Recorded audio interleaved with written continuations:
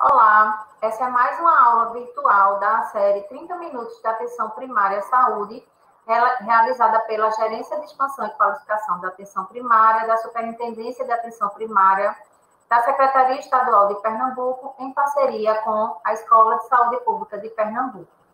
Hoje nós vamos falar sobre os Centros de Enfrentamento à Covid-19, fortalecendo a atenção primária à saúde. Esses centros, são dois tipos de centros, são novos serviços para reforçar a identificação e atendimento precoce dos casos leves da Covid-19. São os centros de atendimento para enfrentamento à Covid-19 e o Centro Comunitário de Referência para enfrentamento à Covid-19. Quando o município credencia para o centro comunitário, ele também recebe um incentivo per capita adicional.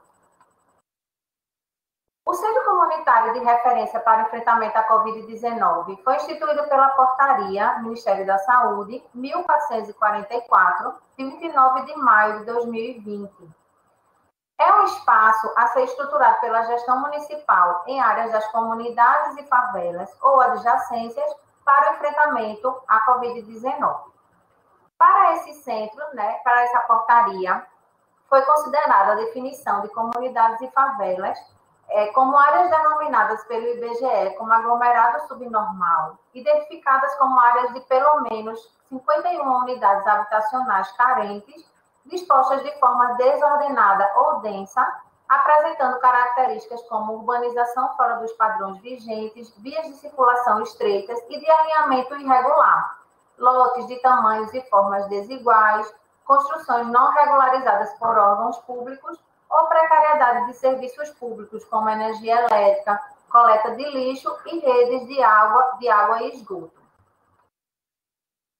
Os objetivos desse centro é a identificação precoce da síndrome gripal ou Covid-19, acompanhamento dos casos suspeitos ou confirmados, atendimento aos casos leves, encaminhamento dos casos graves para os serviços de referência, monitoramento remoto e presencial das pessoas em situação de isolamento domiciliar, atualização dos dados cadastrais da população, realizar a testagem da população de risco, notificar os casos conforme protocolos vigentes e orientar a população sobre isolamento domiciliar e medidas de cuidado para enfrentamento à Covid-19.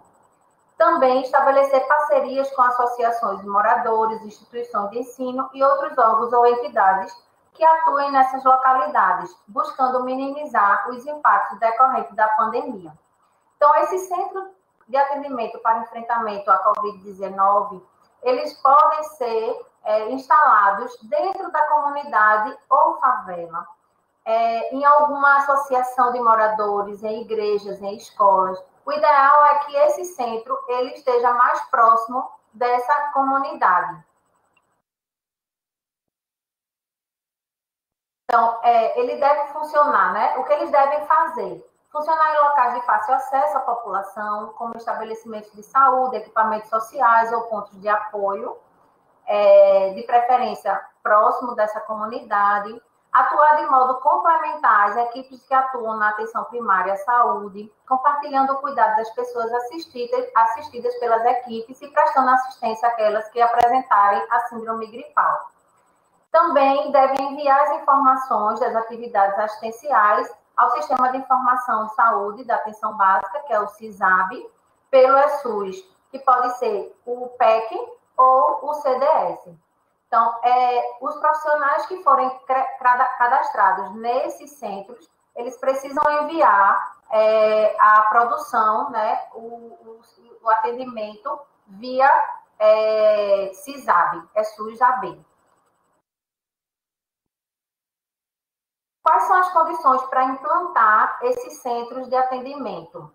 Para implantar esses centros, os municípios precisam solicitar o credenciamento no e-gestor na aba do Gerencia APS. Então, as equipes que estão habilitadas com populações de favelas e comunidades referentes ao censo IBGE 2010, elas vão estar lá dentro do e-gestor, do Gerencia APS, e o município vai lá e faz o credenciamento a partir do...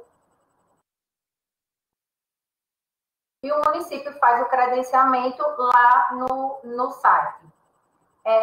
Após a solicitação desse credenciamento, o Ministério vai fazer uma análise, né, e vai fazer a publicação da portaria com o credenciamento das equipes dentro do município.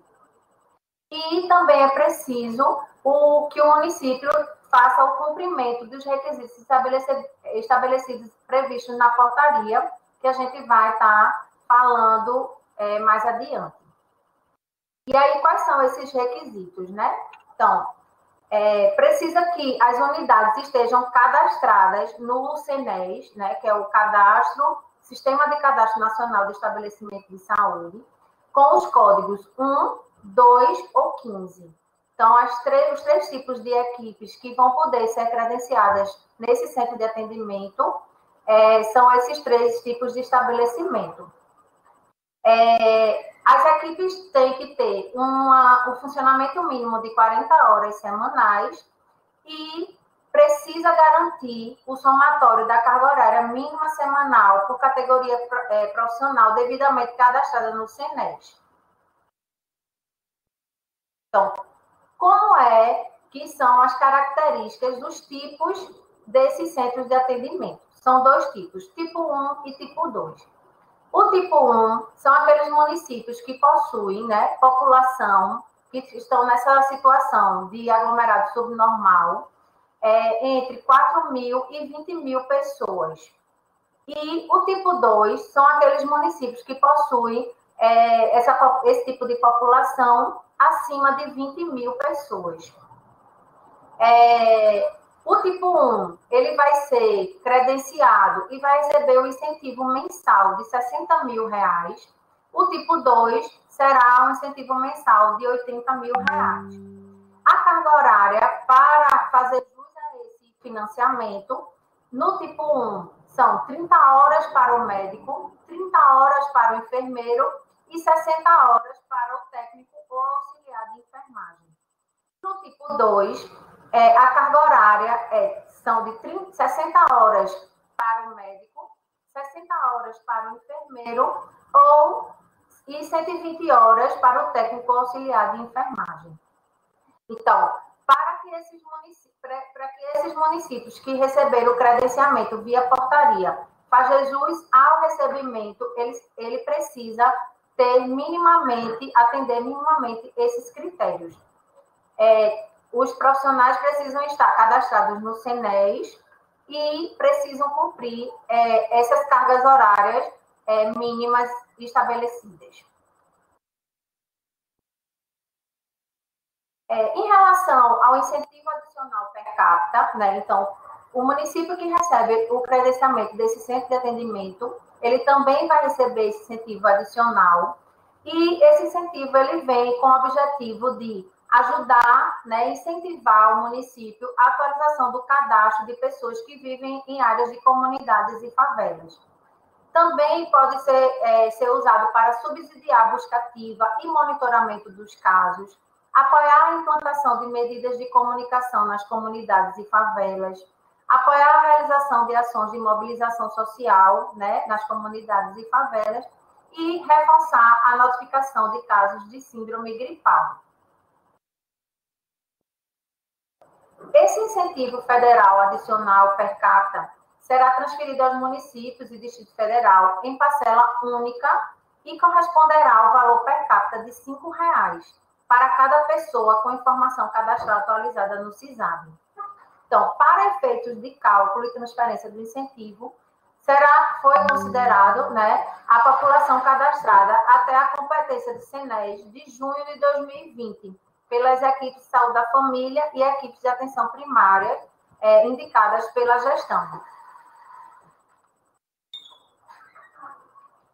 Os centros de atendimento para enfrentamento à Covid, que é uma outra estratégia, foi instituído pela portaria do Ministério da Saúde, de número 1445, de 29 de maio de 2020.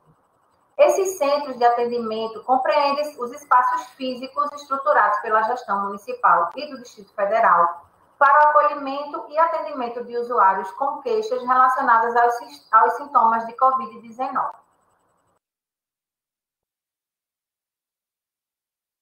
Os objetivos desse centro de atendimento também, né, tem alguns objetivos que são parecidos. Então, identificar precocemente pessoas com síndrome gripal ou Covid-19, realizar atendimento presencial para os casos que necessitem, estabilizar e encaminhar o paciente, quando necessário, seguindo os protocolos relacionados ao SARS-CoV-2, realizar a testagem da população de risco, notificar os casos conforme protocolos vigentes e orientar a população sobre isolamento domiciliar e medidas de cuidado para o enfrentamento à Covid-19.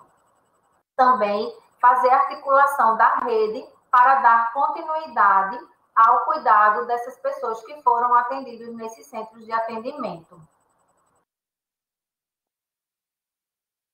O que devem fazer, né? O que é que esses centros de atendimento precisam fazer?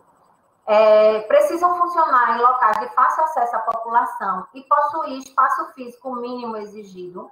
Então, o centro comunitário, ele não exige para o credenciamento um espaço mínimo. Já o centro de atendimento, ele exige esse espaço mínimo. São 3 tipos de centros. Para o tipo 1, o espaço, né, a ser credenciado, ele precisa ter um consultório, uma sala de acolhimento, uma sala de isolamento e uma sala de coleta. Para o tipo 2, precisa ter 2 consultórios, uma sala de acolhimento, de 1 a 2 salas de isolamento e uma sala de coleta. Para o tipo 3, 3 consultórios, 2 salas de acolhimento, 2 a 3 salas de isolamento e uma sala de coleta. Esses centros também devem atuar de modo complementar às equipes de atenção primária à saúde, compartilhando o cuidado das pessoas assistidas pelas equipes e prestando assistência àquelas que apresentarem síndrome gripal. Também precisa enviar informações aos sistemas de informação vigentes. Se esse centro for credenciado em alguma unidade que faz parte da média complexidade, ele precisa enviar a sua produção através do CIA-SUS. Se for uma unidade da atenção primária à saúde, ela vai enviar a sua produção através do CISAB, né? E através do ESUS-AB. Quais são as condições e requisitos para a implantação desses centros de atendimento? Então, para implantar, precisa que essas unidades estejam cadastradas no CENES com os códigos 1, 2, 4, 15 ou 36. Também deve ser feita a solicitação de credenciamento temporário, né, do serviço no e-gestor, na aba do Gerencia APS. Lá nessa aba, quando o gestor entra, ele vai ver quais são as unidades que estão disponíveis para o credenciamento. E aí o gestor ele vai avaliar qual o serviço que ele vai querer implantar esse centro de atendimento e pedir o credenciamento. Também apresentação, no momento da solicitação de credenciamento temporário, do código do CENES referente ao estabelecimento e funcionamento do centro de atendimento. Quais os requisitos que esses centros devem atender? Garantir o espaço físico mínimo, que a gente já falou anteriormente, ter um funcionamento mínimo de 8 horas diárias, garantir carga horária mínima semanal por categoria profissional, e, caso os profissionais já sejam integrantes da equipe de atenção primária, devem cumprir carga horária adicional no estabelecimento cadastrado. Ou seja, o município ele pode utilizar profissionais que já atuam na atenção primária, entretanto, não pode usar a carga horária de lá. Então, as 40 horas têm que ser preservadas e pode usar 20 horas adicionais no CENES, e aí o profissional deverá trabalhar dentro dos centros no horário estendido, né, para não comprometer o funcionamento da atenção primária. Qualquer atualização do CNES deve ser enviada imediatamente ao Ministério da Saúde. Então, quando faz esse mudança de médico, a inserção de um, retirada de outro, qualquer alteração no CNES precisa ser comunicada ao Ministério. Quais são os tipos, né, de centros de atendimento? Como a gente já falou, tipo 1, tipo 2 e tipo 3. O tipo 1 é voltado para aqueles municípios com população até 70 mil pessoas. O tipo 2 vai ser para municípios que têm uma população entre 70.001 a 300 mil habitantes. E o tipo 3, aqueles municípios que têm acima de 300 mil habitantes.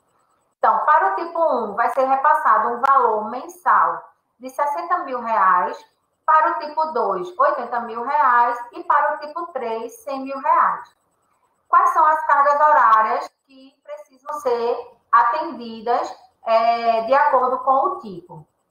Para o tipo 1, precisa ter médico 40 horas, enfermeiro 40 horas, técnico ou auxiliar de enfermagem 80 horas.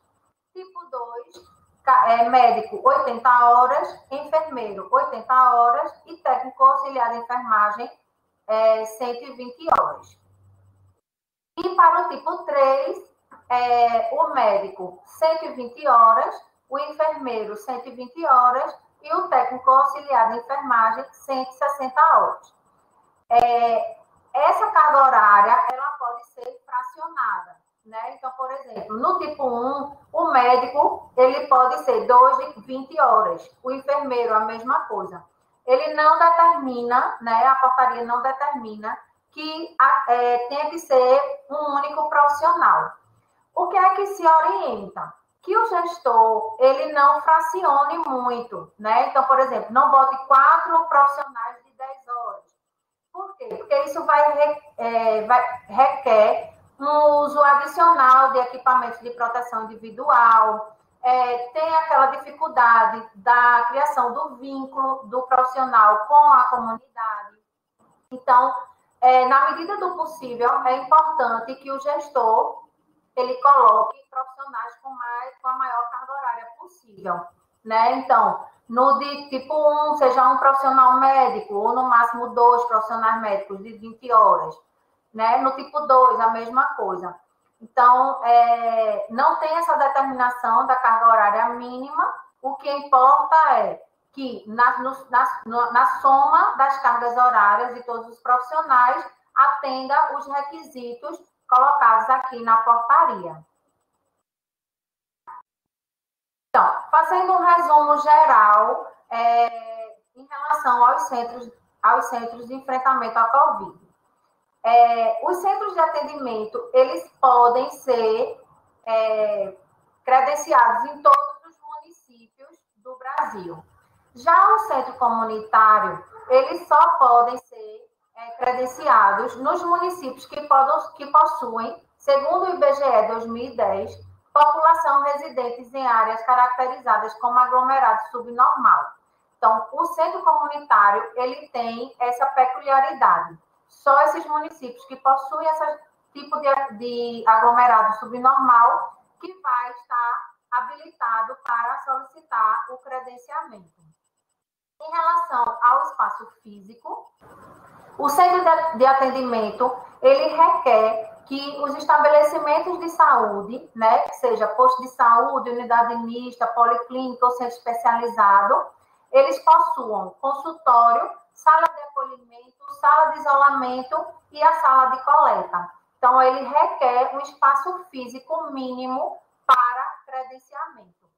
Já o centro comunitário, ele não faz essa obrigatoriedade, ele não traz essa obrigatoriedade. Então, podem ser os estabelecimentos de saúde, como postos de saúde, unidade mista ou pontos de apoio, e essas unidades, essas equipes, elas podem atuar, né, dentro de algum equipamento social dentro da comunidade, seja escola, seja uma associação de moradores, contanto, né, que esse espaço, ele tenha uma condição mínima de atuação e que seja visto também a questão da segurança, da biossegurança do profissional e da comunidade, né? Então, ele não faz essa menção ao tipo, ao espaço físico em si, mas a gente tem que pensar que a gente tem que ter o mínimo de biossegurança e de condição de trabalho dessas equipes. Em relação à carga horária, né, de funcionamento, então, todos os dois tipos de centro exigem uma carga horária semanal de 40 horas de funcionamento. A carga horária mínima do profissional para o centro de atendimento é de 40 horas semanais e para o centro comunitário é de 30 horas semanais, por categoria profissional, tá? E a composição da equipe é a mesma, médico, enfermeiro e técnico auxiliar de enfermagem, mas a gente tem que ver lá na tipologia qual é a carga horária total, somando todos os profissionais de cada categoria, qual é a carga horária total exigida para cada tipo. É importante também que, se o município ele foi credenciado no tipo 2 ou 3, mas, de alguma forma, ele ou não conseguiu lotar, né, os profissionais com a carga horária exigida, ou não está cumprindo essa carga horária de funcionamento, então, o município ele vai receber o incentivo do tipo anterior. Então, vamos dar um exemplo. Se o município foi credenciado com o tipo 2, mas não conseguiu profissionais para cumprir a carga horária exigida, mas está cumprindo a carga horária do tipo 1, ele vai receber o incentivo financeiro do tipo 1, certo? Então, é isso que a gente trouxe hoje para vocês. Qualquer dúvida, pode entrar em contato com a nossa gerência através do e-mail, do telefone, e estamos à disposição para ajudar a todos nessa luta contra a Covid-19. Obrigada.